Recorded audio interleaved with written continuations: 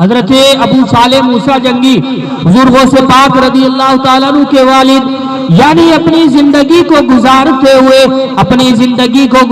ہوئے وقت آگے بڑھتا گیا، یہاں تک کہ رب کو منظور ہوا کہ عبد القادر حضور غوث پاک رضی اللہ تعالیٰ عنہ یعنی اپنی والدہ کے شکم اطہر کے اندر پہنچ جائے۔ اس لیے ابو صالح موسیٰ جنگی کے بطن سے نکل کر حضرت غوث آدم رضی اللہ تعالیٰ عنہ اپنی والدہ کے شکم کے اندر آ گئے۔ زندگی گزرتی گئی، یہاں تک کہ حضور غوث پاک کی والدہ محترمہ حضور غوث پاک رضی اللہ تعالیٰ عنہ پیٹ کے اندر ہے، لیکن عبادت بھی کرتی ہے، رب کی عبادت بھی کرتی ہے، اپنے گھر کا کام و کاج بھی کرتی ہے، نماز بھی ادا فرماتی ہے، اپنے گھر کا کام بھی کرتی ہے، اپنے گھر کا کام بھی بجا لاتی ہے، یہاں تک کہ حضور غوث پاک رضی اللہ تعالیٰ عنہ کی ولادت کا وقت قریب آ گیا۔ حضور غوث پاک کی ولادت جب ہوئی تو آپ کی والدہ محترمہ فرماتی ہے کہ جب میرا بیٹا عبد القادر پیدا ہوا تو میں نے کچھ آوازیں سنی، آوازیں کیا تھی؟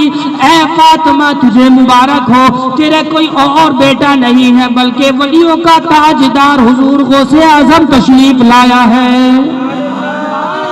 کون؟ ولیوں کا تاجدار عبد القادر تشریف لایا ہے، کوئی عام بچہ پیدا نہیں ہوا تیرے گھر کے اندر۔ حضور غوث پاک کی ولادت کب ہوئی؟ کون جانتا ہے؟ ہاتھ اٹھائیں، آج تو پوچھوں گا ضرور میں، ہاتھ اٹھا دے جس کو پتہ ہے۔ نہیں بھائی، تعجب کی بات، کہو اللہ اکبر۔ کتنے بڑے بد نصیب ہیں کہ ہمیں کچھ بھی معلوم نہیں۔ غوث پاک کو مانتے ہیں، یہی نہیں پتا کب پیدا ہوئے، کیوں نہیں پتا؟ یہ کمی ہماری نہیں، ہمارے والدوں کی کمی ہے، سمجھ گئے؟ ماں باپوں کی کمی ہے یہ، جو آج ہماری نسلوں کو کچھ پتا نہیں ہے، یہ والدین کی کمی ہے۔ والدین نے سب کچھ سکھایا، کاروباری بنا دیا، کام پر ایک دن نہیں گیا تو دوسرے کام پر لگا دیا، لیکن کبھی ماں باپ کو یہ توفیق نہیں ہے کہ تو 5 وقت کی نماز ادا کرتا ہے نہیں کرتا ہے، یہ توفیق کبھی نہیں۔ قرآن پڑھنا تجھ سے آیا نہیں آیا، یہ توفیق نہیں ہوئی۔ تجھے اسلام کے ارکان یاد ہوئے نہیں ہوئے، کبھی یہ توفیق نہیں ہوئی۔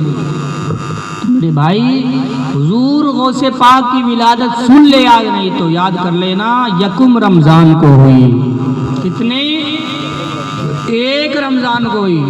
کتنے رمضان کو ہوئی حضور غوث پاک کی ولادت؟ سب بچے بولو۔ پہلے رمضان کو حضور غوث پاک کی ولادت ہوئی ہے، یاد ہو گیا؟ اگلی سال اگر میراث رکھی پھر پوچھوں گا میں آ کے، ٹھیک ہے نا؟ پھر پوچھوں گا، لیکن اگر اگلی سال نہیں بتا تو اس کی سزا ہوگی کچھ، یاد کر لینا۔ 1 رمضان کو حضور غوث پاک کی ولادت ہوئی ہے، اور ولادت آپ دیکھیں کہ حضور غوث پاک پیدائشی ولی ہے۔ پیدائشی ولی کیوں ہے جانتے ہیں؟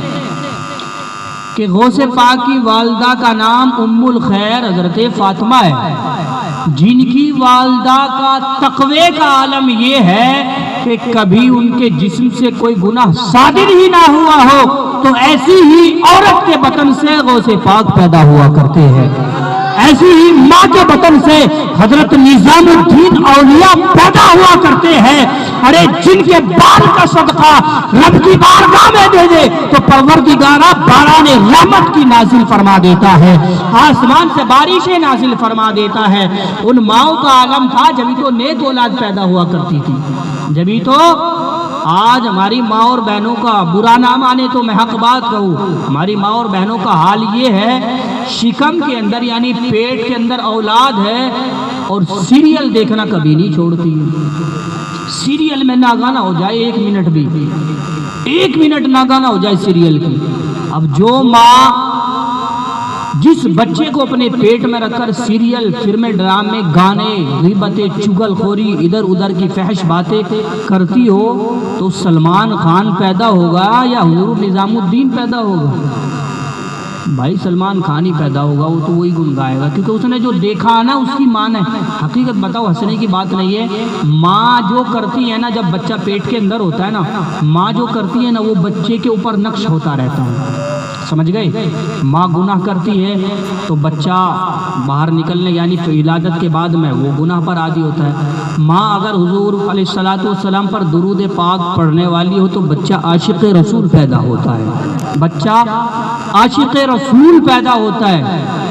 لیکن میری ماں اور بہنوں، آپ سے بہت ہی مؤدبانہ گزارش ہے، خدا را ہوش کے ناخن لو، ابھی قیامت نہیں آئی.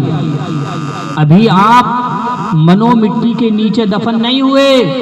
اور بھولو مت وہ وقت بھی آنا ہے کہ جب منو مٹی کے نیچے جائیں گے اور پھر عذاب الہی سے بچ نہیں پائیں گے. میری ماں اور بہنوں سے گزارش ہے کہ وہ ذرا ہوش کے ناخن لے اور یہ سیریل پریل چھوڑنا چھوڑے، دیکھنا چھوڑ دے سب اور نیکی کی طرف آ جائے. کیوں؟ کیونکہ نسل جو چلتی ہے نا اصل وہ ماں اور باپ سے چلتی ہے. ماں جو کرنے والی ہوگی بچوں پر ویسا اثر پڑتا ہے. حقیقت میں کوئی ماں آزما کر دیکھے، کوئی میری بہن آزما کر کے دیکھے کہ اگر بچہ یعنی اس کے پیٹ کے اندر آ گیا ہو تو اس ایام یعنی جو 9 مہینے کے ایام ہوتے ہیں گناہوں سے دور رہ کے پرہیزگاری حلال رزق کھا کر گزار کر کے دیکھے، سب اولاد ایک طرف وہ اولاد ایک طرف ہوگی. سب اولادیں ایک طرف وہ اولاد ایک طرف ہوگی. لیکن ہمارے حال یہ ہے کہ ہم جو کمائی لے کر آتے ہیں نا باہر سے، وہ پتہ نہیں حلال کی حرام کی. اب جس ماں کے اندر بڑی بات، ماں کے اندر بچہ ہے اور وہ ماں حرام کی روزی کھا رہی ہے، سمجھ گئے؟ اس کا شوہر حرام کی روزی باہر سے کما کر لا رہا ہے اور وہ بچوں کو کھلا رہا ہے، ماں بھی کھا رہی ہے. اب ماں جو کھاتی ہے تو وہ اس کا کھایا پیا بچے کو بھی لگتا ہے، کھایا پیا بچے کو بھی لگتا ہے. تو اب بچے کی جو پرورش یعنی اس کا ڈھانچہ جو بنیاد ہوئی ہے وہ کس پر ہوئی؟ حرام روزی پر. اب جس بچے کی پیدائشی یا جسم جو بنا ہے وہ حرام روزی پر بناؤ تو کب وہ نیک صالح ہوگا؟ کب ماں باپ کا فرما بردار ہوگا؟ پھر وہ بڑھاپے میں ماں باپ کو دھکے دے کر ہی نکالے گا گھر سے. یہی ہوگا. بیوی کا فرما بردار ہوگا، ماں باپ کا نافرمان ہوگا. یہی ہوگا. اور یہ کمی کس کی ہے؟ ہماری ماں اور بہنوں کی کمی ہے. کمی کسی اور کی نہیں ہے، یہ ہمارے ہاتھوں کی ہی کرتوت ہے جو آج ہمارے سامنے آ رہی ہے. میرے بھائی تقوی کا اختیار کرو. آپ دیکھیں کہ آپ کی حضور سے پاک کی والدہ اتنی پرہیزگار، جبھی تو اتنے پرہیزگار بیٹے حضور سے پاک پیدا ہوئے. اتنے پرہیزگار بیٹے جبھی تو پیدا ہوئے. اور میں ایک واقعہ اور بیان کرتا چلوں. حضرت نظام الدین اولیاء جو آپ کے دہلی کے ہی ہے، جانتے ہوں گے. بہت سے لوگ آئے کہ جی بارش نہیں ہو رہی، بارش نہیں ہو رہی. حضرت نظام الدین اولیاء علیہ رحمہ نے ایک یعنی کپڑے کا ایک دھاگا لیا، اب کی بارگاہ میں بلند کر دیا. پروردگارا اس دھاگے کے صدقے باران رحمت نازل فرما دے. ہاتھ اٹھایا تھا کہ اللہ رب العزت نے بارش عطا فرما دی آسمان سے. وجہ پتا کیا تھی؟ وجہ یہ تھی حضرت نظام الدین اولیاء نے فرمایا پروردگارا یہ اس ماں کی چادر کا ٹکڑا ہے کہ جس کے بال کو کبھی آسمان نے بھی نہیں دیکھا ہے، جس کے بالوں کو کبھی غیر محرم کی تو دور بات ہے آسمان نے بھی نہیں دیکھا ہے. مولا اس چادر کے ٹکڑے کے صدقے بارش عطا فرما دے گی.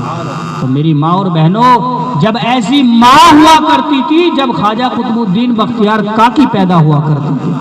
آج مائیں سیریل دیکھ دیکھ کے جنم دے رہی تو بچے وہی شرارتی اور سلمان خان پیدا ہو رہے، ماں باپ کے نافرمان پیدا ہو